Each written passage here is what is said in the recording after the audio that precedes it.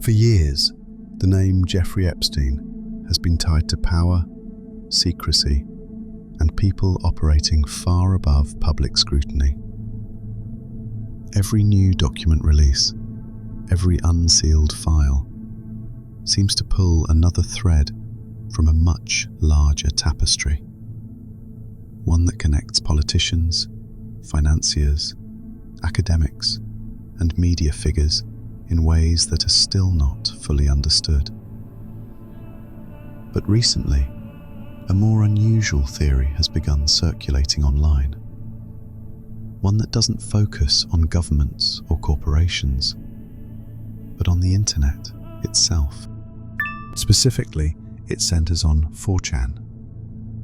According to this theory, newly discussed Epstein-related documents and testimonies have reignited an old rumor that Epstein may have met with, or at least crossed paths with, the creator of 4chan, and that the internet culture wars were orchestrated by a cabal of elite pedophiles. To understand why this theory exists at all, you first have to understand Jeffrey Epstein not just as a criminal, but as a symbol. Epstein wasn't powerful because of what he owned, but because of who he had access to. Politicians, scientists, media figures, people who shaped culture, policy, and public opinion. Over the years, every new document release has reinforced the same unsettling idea. Epstein moved through circles most people never see, and conversations happened behind closed doors that we may never fully understand. Then came the latest wave of Epstein-related file releases. Among thousands of pages, leaked emails and fragmented records, one particular claim stands out: the meeting of Jeffrey Epstein with the creator of 4chan, Christopher Poole. It all starts with this email which Jeffrey Epstein received on October 20th, 2011. It reads, "Last night and this morning in San Francisco. Fun. Also met some interesting people. There is a cool guy that you should meet. Christopher Poole. He is only 23. Read his bio. The rest of day in Seattle in meeting." I think MTG means meeting here. "Tomorrow morning for New York. What is the plan, Rue Woody? Have you tickets?" What I could find out online is that the Boris Nikolic, who recommended the creator of 4chan, Christopher Poole, to Jeffrey Epstein, is a former advisor of Bill Gates, who also appeared in the Epstein files. Then Epstein replies, "Yes, he is great. I had no clue who he is when we met. We talked to almost an hour non-stop. He will be a friend. For your information, he is one of the greatest hackers." Coincidentally, on October 23rd, 2011, Politically Incorrect Board was launched on 4chan, which happens to be between October 20th, 2011 and October 24th, 2011, in which those emails were exchanged. Before Poll Board was created, 4chan was chaotic, offensive, and often disturbing. But it wasn't politically centralized. Discussions were fragmented across boards, buried under memes, absurdity, and shock humor. Politics existed, but it didn't dominate. That changed with Poll. The creation of Poll marked a fundamental shift in how political ideas were discussed online. It wasn't just a place to talk about politics. It was a place designed to reject moderation entirely. No usernames, no accountability, no consistent ideological boundaries. The loudest, most provocative ideas rose to the top, not because they were true, but because they were engaging. Over time, Poole became a pressure cooker. Ideas that would normally be dismissed elsewhere were refined through repetition. Extremism was wrapped in irony. Hate was disguised as satire. Conspiracy theories were framed as puzzles instead of claims. And slowly, the line between joking and believing began to dissolve. Many researchers and former users argue that Poole played a major role in far-right radicalization online, not by recruiting directly, but by normalizing language, narratives, and worldviews that felt transgressive and forbidden. It trained users to distrust institutions, reject journalism, and believe that hidden forces were manipulating reality behind the scenes. This environment didn't stay contained. As moderation increased elsewhere, users splintered off, carrying the same culture with them.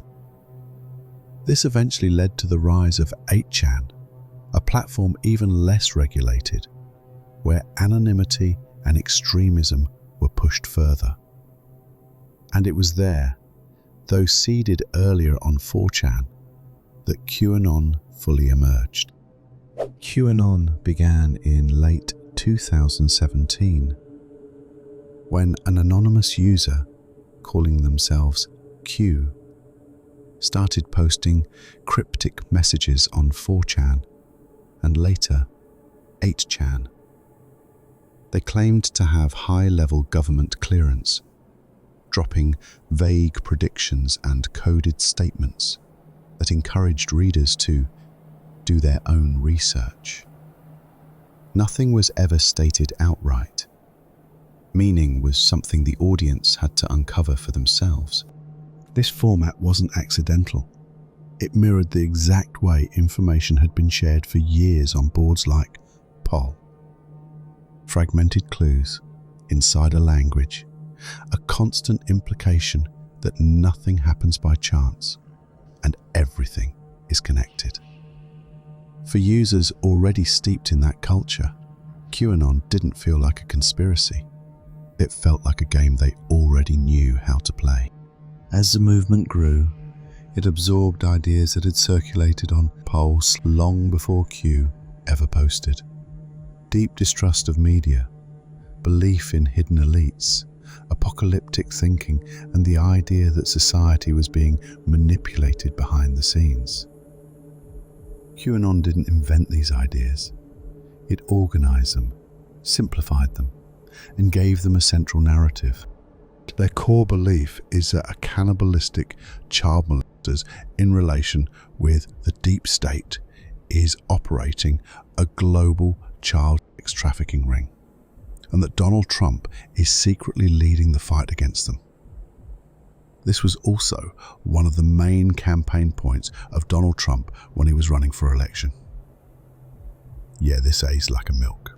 Anyway, this is where the correlation becomes hard to ignore.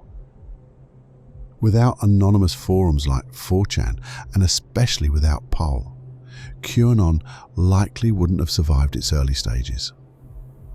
The lack of accountability allowed the claims to evolve without being challenged in meaningful ways. Failed predictions were reframed. Contradictions became proof of deeper secrecy. And criticism was dismissed as part of the conspiracy itself. This brings a theory back to Epstein. Some believe Epstein wasn't just exploiting power structures, but studying them, understanding influence, mapping how narratives spread. If that were true, anonymous online platforms, spaces capable of shaping belief at scale without oversight, would be incredibly valuable to observe or engage with. Again, this is speculation, but it's speculation fueled by patterns, timing, and consequences rather than a single claim. Adding another layer to the theory is what happened shortly afterward. Another email says, "Hi Chris, Jeffrey wanted me to let you know that Boris is around as well this week in New York." To which Christopher replied with, "Hi, sorry for missing this. I've been off email for the past few weeks in an attempt to catch up with the rest of life. Hoping to see Boris at TED and hope to see Jeffrey in New York. Hope you're well, Chris." Not long after this, Christopher Poole gave his now famous TED Talk on internet anonymity. In it, he spoke about the power of anonymous communities, their creativity, and their ability to shape culture in unexpected ways. To some, this feels like coincidence. To others, it feels like context. Anonymity, after all, is neutral. It can create art, humor, and collaboration. But it can also dissolve accountability, accelerate radicalization, and turn speculation into belief. Once a narrative escapes into anonymity, it no longer needs evidence, only participation. Whether Jeffrey Epstein ever influenced 4chan directly may never be proven though. But the downstream effects of Poole are not theoretical, they are measurable. Movements born in anonymity have shaped elections, inspired violence, and permanently altered online discourse. So the real question may not be, did Epstein cause this?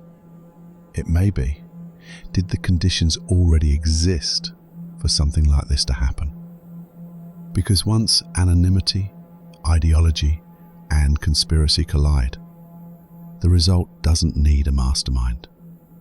It only needs momentum. And once that momentum starts, it doesn't stop at the screen. This is it for this video. Subscribe if you want to see more of these contents. Till next time, good night.